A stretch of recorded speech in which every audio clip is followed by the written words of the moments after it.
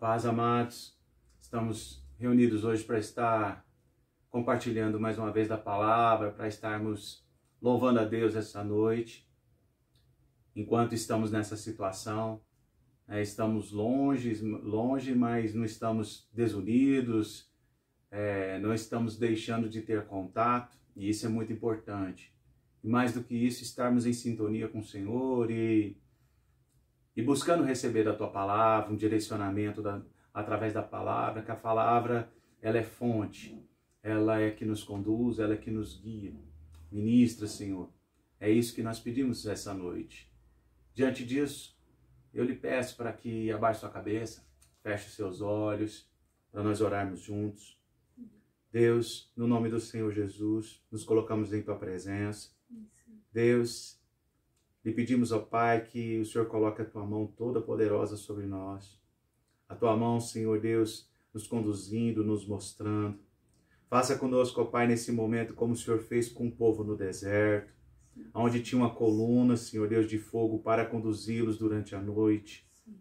E assim, ó Pai, durante o dia, uma coluna de nuvem, aonde eles só se moviam mediante o mover da nuvem ou da coluna. Que não venhamos, Senhor Deus, nos mover, ó Pai, ó Senhor Deus, sem uma direção do Senhor, sem um mostrar do Senhor. Revela-te a nós, seja, Senhor Deus, Tu conduzindo cada um de nós.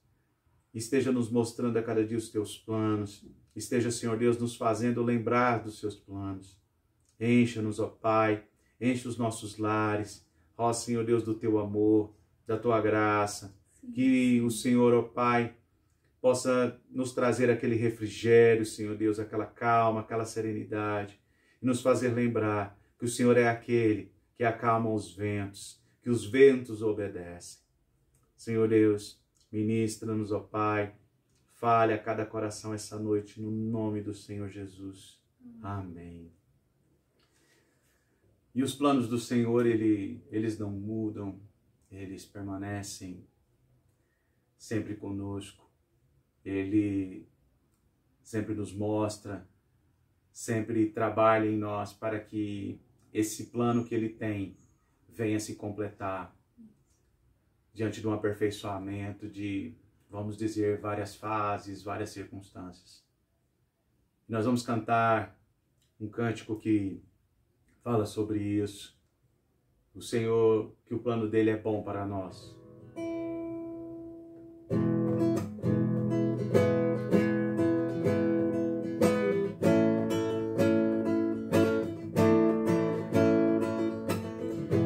Eu sei, Senhor, Seu plano é bom pra mim. Necessito que completes a obra em minha vida. Submeto tudo a Ti, seja tudo em mim. Achego-me a Ti, Senhor.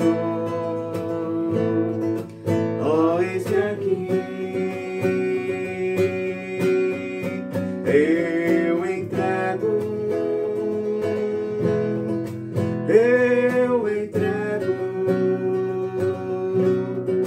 a minha vida, Senhor. Eu entrego a Ti. Eu entrego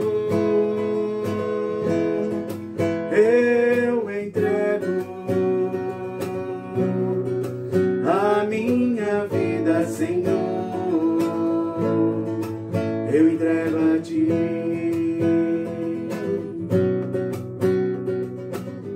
Humilhado, quebrantado, eu venho a Ti. Eu creio e espero por Teu agir em mim. O melhor Tu tens e aos Teus pés descansarei. Achego-me a Ti, Senhor. Ó, eis-me aqui.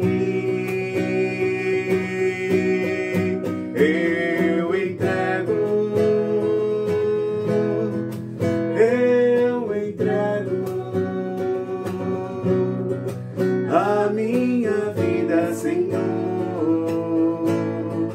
eu entrego a Ti. Eu entrego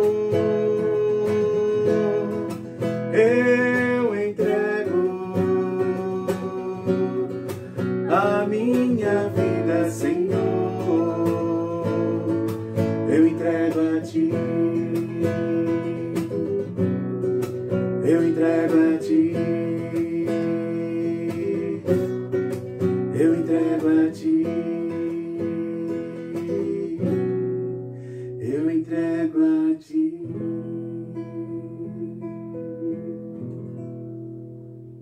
E nós entregamos as nossas vidas, Senhor, a Ti. E Te louvamos, ó Pai. E confiamos os Teus planos, ó Pai, que o Senhor tem colocado em nossas vidas. As nossas vidas em Tuas mãos. Confiamos tudo que temos a Ti. Porque o Senhor é quem nos ama. O Senhor é quem nos resgatou de um lago, Senhor, de lodo, de lama. O Senhor nos limpou, nos lavou, nos remiu. E o Senhor tem cuidado de nós até os dias de hoje. E sempre assim será. Continue a falar conosco, Pai, através da Tua palavra. No nome do Senhor Jesus. Amém.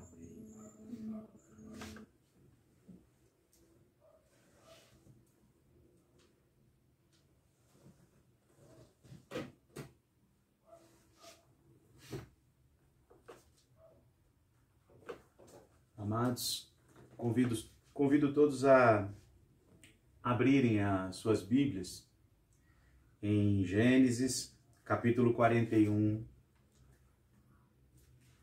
Gênesis, capítulo 41, verso 1.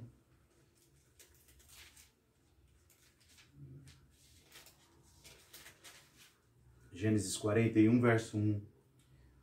Diz o seguinte: passados 2 anos inteiros, Faraó sonhou que estava em pé junto ao rio Nilo. Do rio subiam 7 vacas formosas e gordas, e pastavam entre os juncos. Após elas subiam do Nilo outras 7 vacas feias e magras, e paravam junto às outras vacas à beira do rio.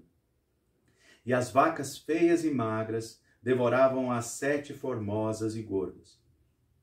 Então Faraó acordou. Depois dormiu e tornou a sonhar. Brotavam de um mesmo pé 7 espigas, cheias e boas. E após elas brotavam 7 espigas miúdas e queimadas do vento oriental. As espigas miúdas devoravam as 7 espigas grandes e cheias. Então acordou Faraó. Tinha sido um sonho. Pela manhã, o seu espírito estava perturbado, pelo que mandou chamar todos os adivinhadores do Egito e todos os seus sábios. Faraó contou-lhes os seus sonhos, mas não havia quem os interpretasse. Então disse o copeiro-chefe a Faraó: das minhas faltas me lembro hoje. Faraó estava muito indignado contra os seus servos e entregou-me à prisão na casa do capitão da guarda, a mim e ao padeiro-chefe. Então tivemos um sonho na mesma noite, eu e ele, e cada sonho com a sua própria interpretação. Estava ali conosco um moço hebreu, servo do capitão da guarda, e contamos-lhes os sonhos. E ele interpretou os nossos sonhos, a cada um interpretou conforme o seu sonho. E conforme a sua interpretação, assim mesmo aconteceu. Eu fui restituído ao meu cargo, e ele foi enforcado. Então Faraó mandou chamar José, e o fizeram sair apressadamente da masmorra. Ele se barbeou, trocou de roupa, e apresentou-se ao Faraó. Disse Faraó a José: eu tive um sonho, e não há quem o interprete. Mas de ti ouvi dizer que, ouvindo contar um sonho, podes interpretá-lo. Respondeu José a Faraó: isso não está em mim, mas Deus é quem dará uma resposta de paz a Faraó. Então disse Faraó a José: em meu sonho eu estava em pé à beira do rio Nilo, e subiam do rio 7 vacas gordas e formosas, e pastavam entre os juncos. Após elas subiam outras 7 vacas fracas, muito feias e magras, tão feias quais nunca vi em toda a terra do Egito. As vacas magras e feias devoravam as primeiras 7 vacas gordas. Depois de as terem consumido, não se podiam reconhecer que as houvesse consumido. A sua aparência era tão feia como no princípio. Então acordei. Depois vi em meu sonho que de um mesmo pé subiam 7 espigas cheias e boas. Após elas brotavam 7 espigas secas, miúdas e queimadas do vento oriental. As 7 espigas miúdas devoravam as 7 espigas boas. Contei-os aos magos, mas não houve quem interpretasse. Então disse José a Faraó: o sonho de Faraó é um só. O que Deus há de fazer mostrou a Faraó. As 7 vacas boas são 7 anos, e as 7 espigas boas também são 7 anos. O sonho é um só. As 7 vacas magras e feias que subiam após as primeiras são 7 anos, como as 7 espigas miúdas e queimadas do vento oriental são 7 anos de fome. Esta é a palavra que eu disse a Faraó. O que Deus há de fazer mostrou a Faraó. Vem 7 anos de grande fartura em toda a terra do Egito. Depois deles surgiram 7 anos de fome, e toda aquela fartura será esquecida na terra do Egito, e a fome consumirá a terra. Não será conhecida a abundância na terra, por causa daquela fome que seguirá, porque será intensa. Ora, o sonho de Faraó foi duplicado, porque esta coisa é determinada por Deus, e ele se apressa a fazê-lo. Portanto, procure Faraó agora um homem entendido e sábio e o ponha sobre a terra do Egito. Faça isso, Faraó, e nomeie administradores sobre a terra, que tomem a 5ª parte dos produtos da terra do Egito nos 7 anos de fartura. Ajuntem todo o mantimento dos bons anos que vêm, amontoem trigo debaixo da autoridade de Faraó, para mantimento nas cidades, e o guardem. Será um mantimento para provimento da terra, para os 7 anos de fome, que haverá na terra do Egito, para que a terra não se pereça de fome. Este plano pareceu bom aos olhos de Faraó e os olhos de todos os seus oficiais.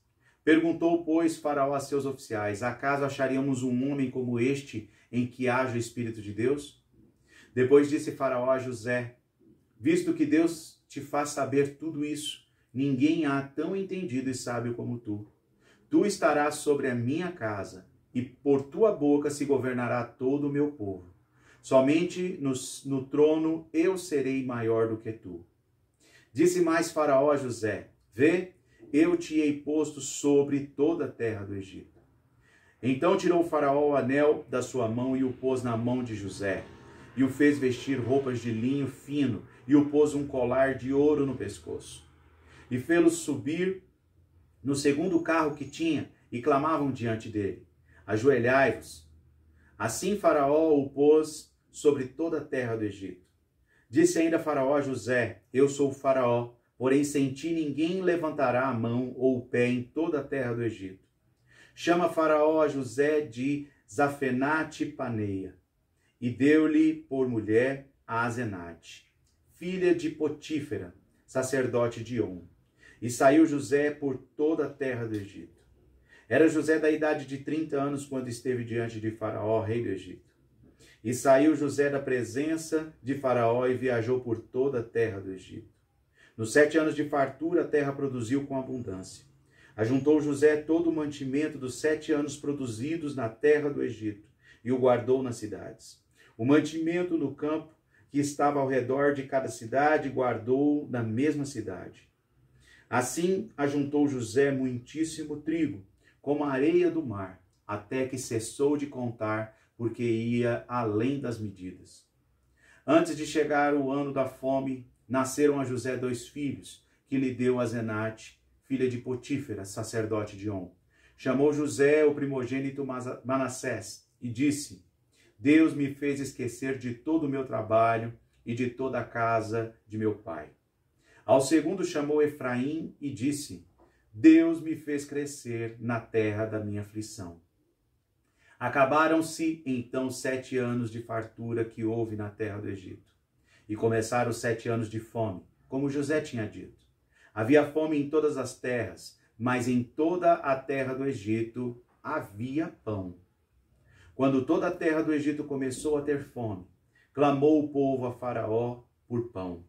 Então disse Faraó a todos os egípcios: ide a José, e o que ele vos disser, fazei. Havendo fome em toda a terra, abriu José todos os celeiros e vendia aos egípcios, pois a fome prevaleceu na terra do Egito. E todas as terras vinham ao Egito para comprar de José, porque a fome prevaleceu em todo o mundo. A leitura foi um pouco comprida, mas necessária para nós entendermos algumas situações. Antes de tudo isso acontecer, José era o caçula dos seus irmãos e José sempre teve sonhos. E um dia José sonhou que haviam feixes da mesma quantidade dos irmãos que ele tinha e todos esses feixes se dobravam diante do feixe de José. E tempos depois, José, com outro sonho, disse que a lua, o sol e as estrelas, essas estrelas também na mesma quantidade dos seus irmãos, mesmo número de irmãos que ele tinha, também se curvavam a ele. E todos ficaram indignados com isso, né? Os seus irmãos principalmente, logicamente. Diz a palavra que o seu pai questionava isso, mas guardou em seu coração. E diante da inveja dos seus irmãos, José foi vendido como escravo, chegando à casa de seu senhor, lá ele foi caluniado, foi preso, e ele, preso, tinham mais 2 presos com ele, que serviam a Faraó, aonde tiveram cada um seu sonho, e José interpretou seu sonho, e uma das palavras de José foi que o copeiro, que no caso voltaria a servir a Faraó, que no caso esse copeiro lembrasse de José na prisão. Tanto é que chegou um momento que o próprio copeiro ele viu que ele tinha falhado. Até aqui foi um resumo do que aconteceu com José. E quando o Faraó teve o seu sonho e contou ao copeiro, o copeiro ele utilizou as seguintes palavras. Então disse o copeiro-chefe a Faraó: das minhas faltas me lembro hoje. Irmãos, o copeiro fez lembrar de José a Faraó e o que José poderia ajudar na interpretação dos sonhos. E, no caso, o Egito passaria por um momento de grande fartura e depois passaria por um momento de grande escassez, diante do sonho que foi interpretado por José, sonho tido pelo Faraó. Amados, José, nos seus sonhos, antes de chegar ao Egito, Deus tinha falado algo a ele.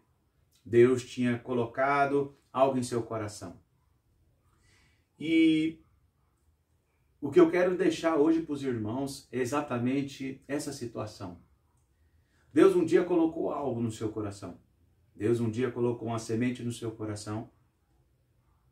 Lhe falou, lhe trouxe algo, isso lhe trouxe paz, isso lhe trouxe uma certeza, isso lhe trouxe uma esperança. E você guarda isso até hoje, muitas coisas das quais Deus já falou para você, você ainda tem guardado, ou algumas já se realizaram, já aconteceram. E aqui José, ele, diante do que Deus tinha falado para ele lá atrás, quando ele é vendido pelos próprios irmãos, quando ele é preso, né? Ele é caluniado e depois preso, ele poderia pensar: tudo isto está atrapalhando os planos de Deus para mim. Tudo isto está vindo atravessar tudo aquilo que Deus já tinha preparado para mim. Ele poderia pensar dessa maneira, talvez até pensou dessa maneira.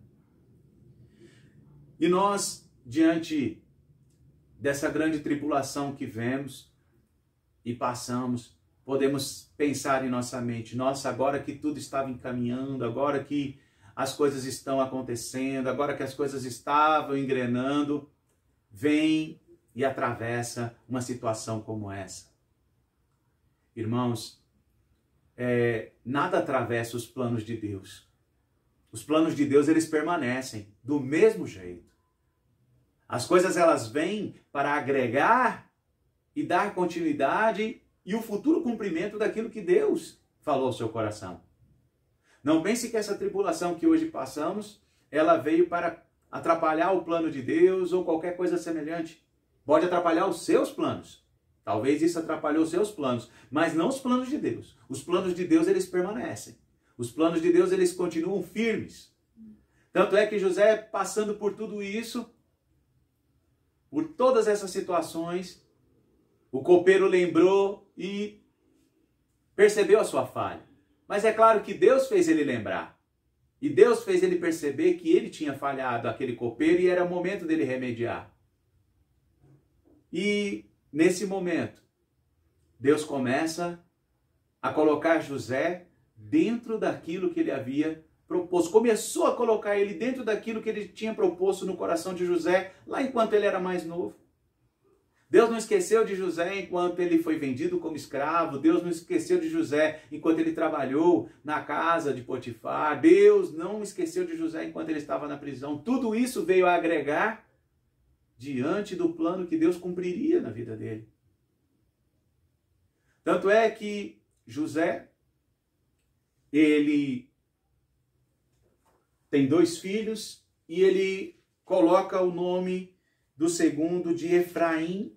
E ele reconhece algo. Ele diz assim,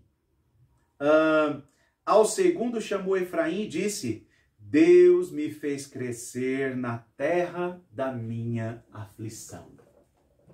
Deus me fez crescer na terra da minha aflição. Querido, os planos de Deus, ele não muda. Nesse momento é necessário você estar atento à voz de Deus, porque ela não mudou. A voz de Deus não mudou o curso. Os planos dele também não mudaram o curso de nada. Os planos dele permanecem ali retos, firmes. E, amados, temos que estar atentos, porque Deus, assim como ele fez com José, ele pretende te levantar como um atalaia, como alguém que vê as coisas ali à distância. Deus prepara todas essas circunstâncias para formar um caráter em você, para lhe formar um atalaia, porque Deus quer te usar, Deus quer falar através de você. Deus, ele quer você como instrumento para que ele possa trabalhar. E no momento que ele te levantar, muitas vidas serão salvas através de você.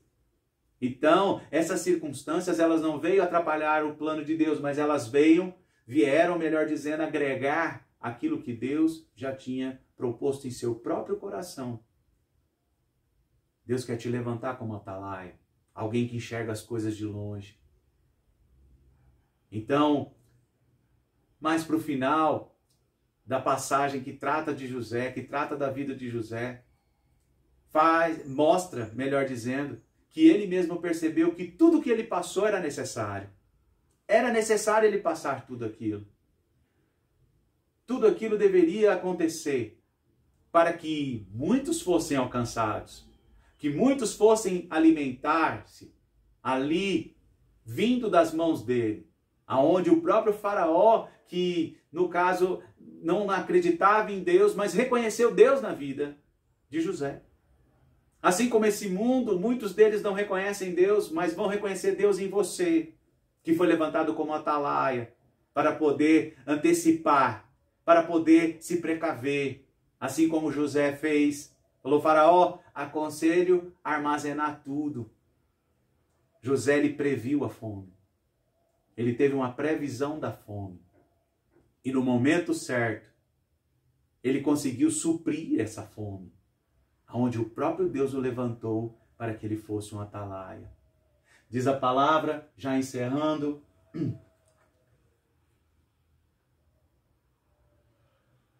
ele diz assim a palavra, em Gênesis ainda, capítulo 41, verso 53. Acabaram-se então os 7 anos de fartura que houve na terra do Egito, e começaram 7 anos de fome, como José tinha dito. Havia fome em todas as terras, mas em toda a terra do Egito havia pão. E lá só havia pão, porque José se permitiu que o plano de Deus cumprisse na vida dele. Ficou atento à voz de Deus. Foi colocado na posição de atalaia e fez muito bem o seu papel de atalaia. Salvou várias vidas, tanto ali no Egito, como também ao redor do Egito. Deus quer levantar você com atalaia. Deus quer te conduzir e quer te levar a experiências novas. Isso não veio destruir os planos de Deus, essas circunstâncias, mas elas veio agregar aos planos de Deus, para que o propósito dele se cumpra na sua vida.